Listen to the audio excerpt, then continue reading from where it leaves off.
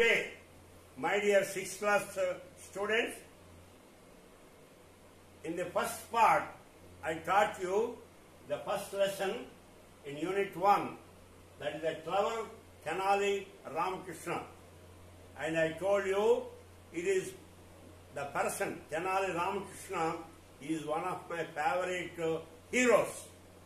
He is a great man, he is a poet, and he is blessed by Kali Mata.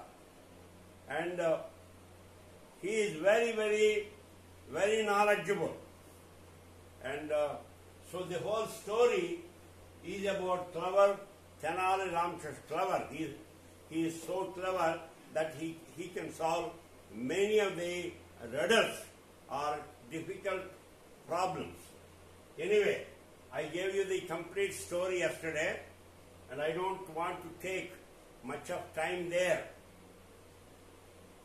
because we have to cover a lot in the grammar, and also in the same lesson we have two other small stories. I want you to read those two stories. I will give you a brief review. I will review the story briefly so that you know what exactly is the story is about. The first one is an unexpected reward. This is a story, a grandfather and a son walking through the field. They find a farmer working very hard with all his shirt taken out, and wear minimum clothes. All the clothes he put it on the ground, and he is working in the field. This boy gets not funny, but some idea to trouble the farmer.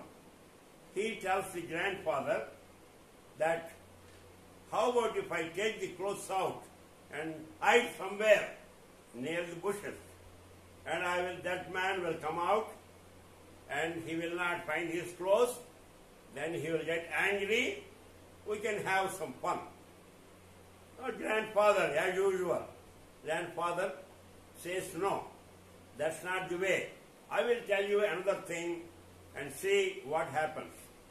So the grandfather tells him, put some coins in his shoes, in both the shoes. So accordingly, the grandson goes there and puts some coins in the farmer's shoes. Few in one shoe and few more in the other shoe. So what happens when the farmer, after completing his farming work, when he comes to the shore or out of the field, when he steps his foot in the shoe, he realizes that there is something there. So he takes it out, looks at there some coins. Then he thanks God. God, I barely am in need of money. Thank you very much for providing me this, providing me the extra money. So he was so happy. Then the grandfather looks at the son. See, earlier you wanted to make fun out of him, out of his displeasure. Now you are, by just putting the coins, which don't mean anything much for you, but it means a lot to him. So the moral of the story here, it says that the path to happiness, if you want to be happy, the path to happiness is to make others happy. Others happy. And you know, అతను బట్టలు తీసేసి ఆయన బాధపడుతున్నప్పుడు పాపం తెచ్చుకున్నప్పుడు చూసి నువ్వేదో నవ్వుతూ ఉండడం అదే ఆనందం కాదు. The real happiness is when you make others happy. So that's the moral of the story. Wonderful story. So you need to learn. Every student has to learn a lot. So don't hurt somebody. Help somebody. Make him happy. When he is happy, you are also happy. That is the main theme of the story. The farmer never expected a gift from God directly. That day when he came to the field, when he worked in the field, after he came out, when he saw these coins, he was so happy. The mere few coins given by the grandson made the farmer so happy. So the grandfather, that's the lesson the grandfather teaches the grandkid. You have to, if you want to be happy, make somebody else happy. That is the story here. This other one, that's the interesting one, 1,000 gold coins. There are, I don't want to get into the names of the people and all that. There are two people. One person constantly, every day, he prays God to give him 1,000 coins. I don't know why 1,000. But anyway, this guy, let us call this a first guy.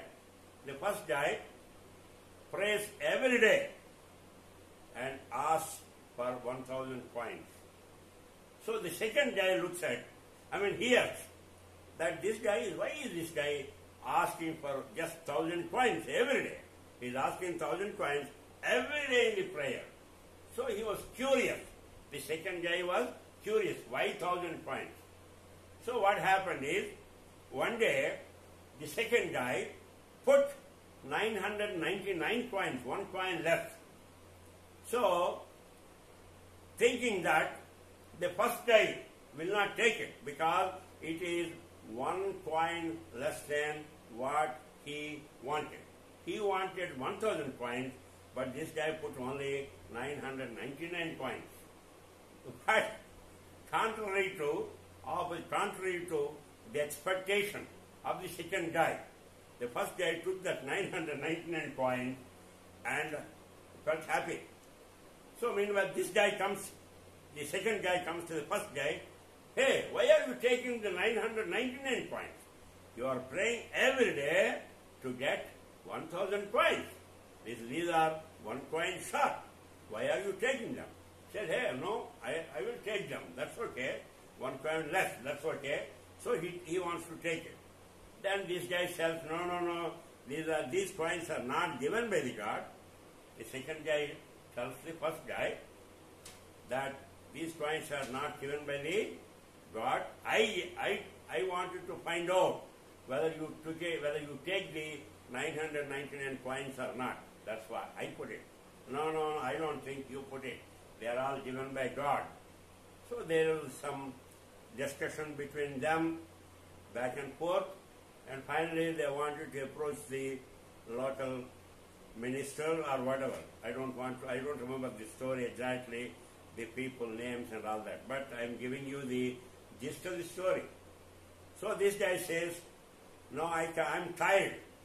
The first guy says, I'm tired. So I cannot walk to the minister. So this guy says, okay, all right, I have a horse. I will take you on the horse. Okay? Then the first guy says, no, my clothes are torn. I don't have good clothes. How can I approach them? So what happens is, the second guy says, okay, I have a coat. I have good clothes. I will give you those clothes. All right. He takes them and wearing the good clothes, going on the second guy's horse, they approaches the minister. I think it is minister, judge. Let's say judge. So, judge hears all the statements by both the people, and judge says, hey, I think the coins belong to the first guy. And judge, after hearing that, this second guy says, all right, no, the first guy finally is convinced. He tries to convince the judge, see, this coat is mine, but the second guy will say that it is his. This horse is mine, but the second guy will say it is his. See how much he is lying, and finally the second guy understands the mistake he made and the first guy, out of his wisdom, returns the 999 coins and the clothes and the horse. The moral of this story is that the second guy who tried to trick and who tried to get into the first guy's business. What is his business? First guy's business is to get 1,000 coins from God. So this guy got into his business and tried to trick him. So the first guy, being smart, intelligent, not selfish, so he returns all the 999 coins and the horse and the new clothes back to the second guy. So the moral of the story is, you should not get into somebody else's business. The first guy's business is playing God to get the money, whereas, okay, just let me see. The last sentence I would like to see here. Yeah. So, second guy wants to trick him. Now, actually, the first guy's name is Nasruddin, and his neighbor. He is called as a neighbor. They didn't give the name here. And so there are Nasruddin, neighbor, and judge. Okay, of course, the other items that you have here is 999 coins, coat, and a horse. Those are the stories around all these things. So, the first guy who is praying to God for 1,000 coins, then he realizes, okay, this money, 999 coins, horse, and the clothes, they do not belong to me. So I should not take that from this guy. I know he tried to trick me, but I should not. So let me pray God again for 1,000 coins. That is the story. So here the moral that is given here is not to interfere in others' business. Not to interfere in others' business. You take care of yourself, but don't get into others' business. Help cheyalantunnao. If you want to help them, help them, but not get into their business. It is their business. They will do whatever is good for their liking, for their need. Okay? There is I don't know exactly, I don't remember the sloka in Bhagavad Gita. Every day during the yoga practice, I listen to yoga Bhagavad Gita, some slokas. There is a sloka. In the next time when I talk about this lesson, I will tell you exactly what the sloka is. The sloka means the summary is that you mind your own. For others, don't get into others' business. It may look very interesting for you to get into other business. No, don't do that. You do swadharma. Paradharman kanna swadharmame ennu lotlunna swadharmame better. Okay? I will read that sloka next time when we talk about. Well, my students, we learned about the main lesson about Clever Tenali Ramakrishna, and also I told you the two stories. There is one story about an unexpected gift, the other one is 1,000 gold coins. Both have some moral messages to the students. Wonderful stories. I want you to read that, and we will dwell on that a little bit more next time, not right now. Now, I want to switch to grammar portion. Actually, thinking it as grammar, may become little bit inconvenient or unsatisfactory. But I will tell you how English language you can utilize that, how you can improve your vocabulary. Vocabulary. Well, my dear sister students, we finished the main story. That's about the Clever Tenali Ramakrishna. And then I also explained to you about two supplementary stories. One is about an unexpected reward, and the second one is 1,000 gold coins. I also made a mention about relevance to Bhagavad Gita.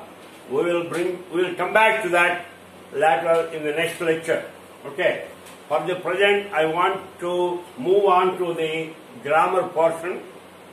Normally, when people think about English grammar, they get a little bit scared, but that's not the case in Srujana.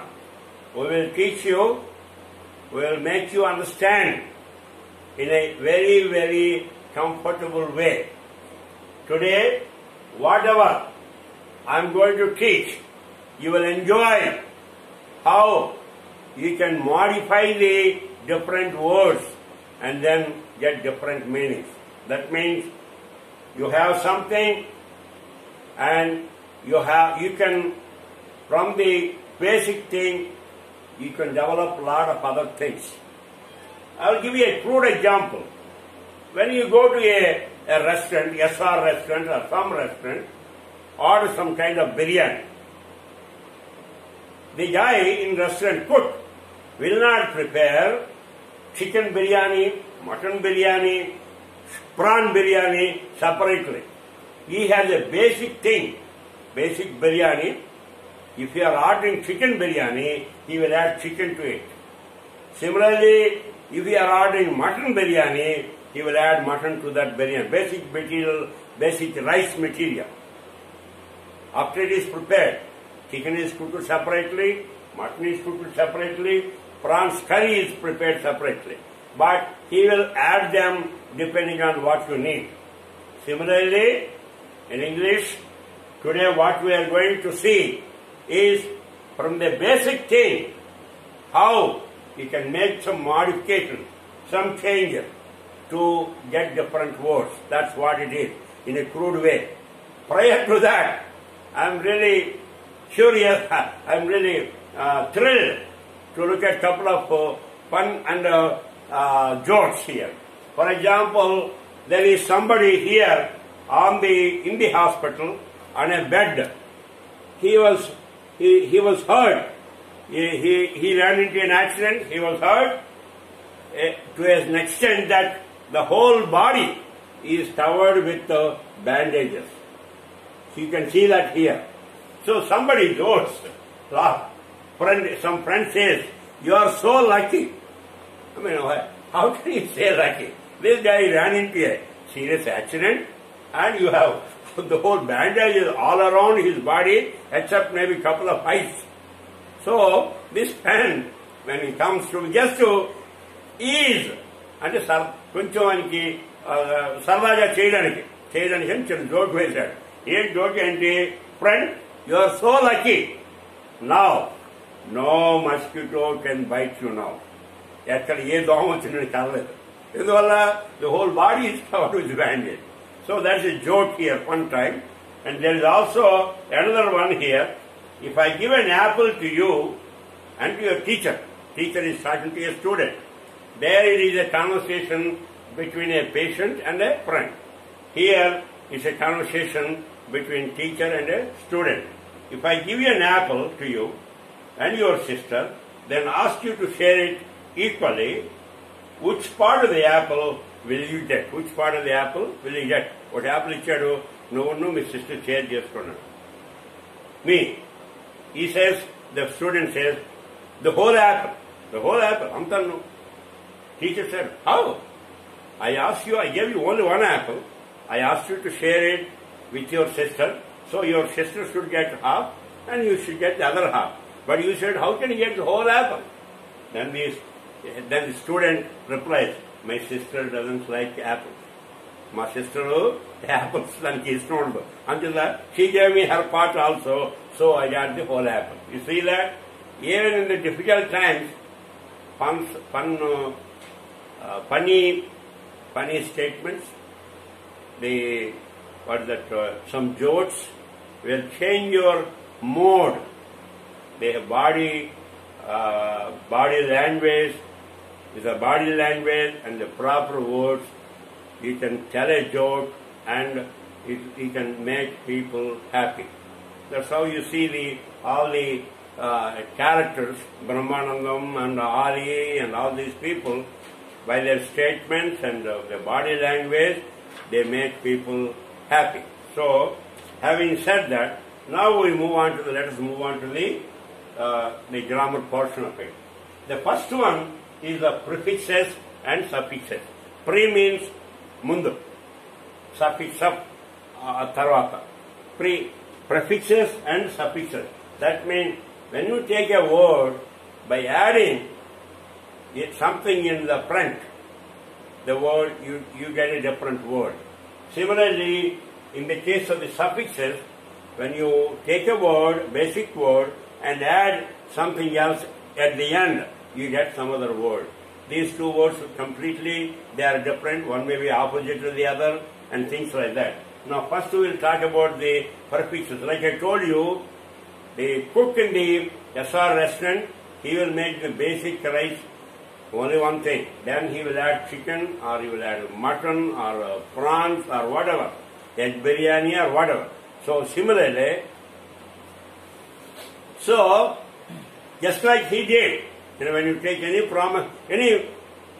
famous restaurant, he will not make the individual dish, he will add those things. Similarly here, let me take some here. For example, if I look at page number, let me see.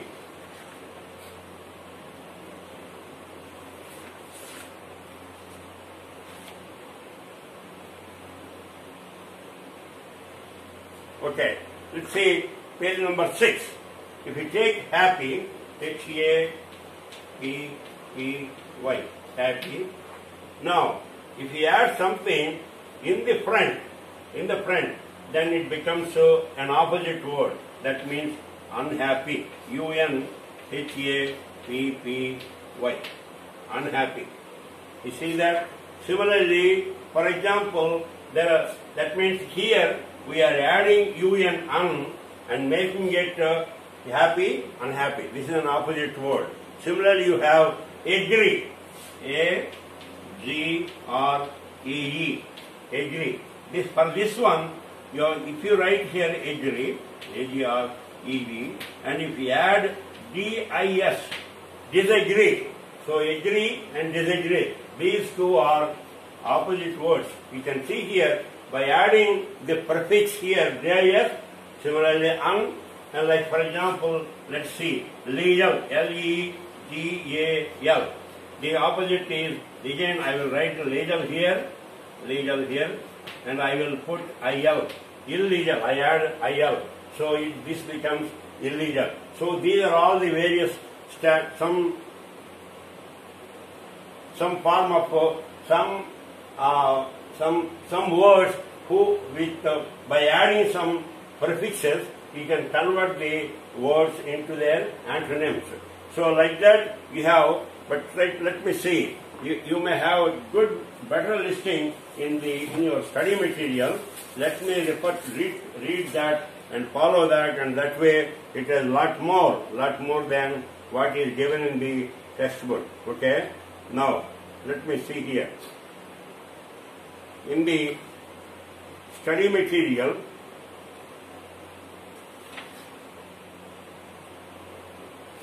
okay, first, if you take, for example, the words IR, not the word, regular, let's say regular, R-E-G-U-L-A-R. So if I write here, again regular, L-U, G-U-L-A-R. And if I add I-R, then this is becoming opposite. I-R-R-E, regular. So like that there are several words, like for example, responsible. R-E-S-P-O-N-S-I-B-L-E. So what did I say? You have to add IR here. If you add IR, then this becomes an antonym. That means I-R-R-E-S-P-O-N-S-I-B-L-E.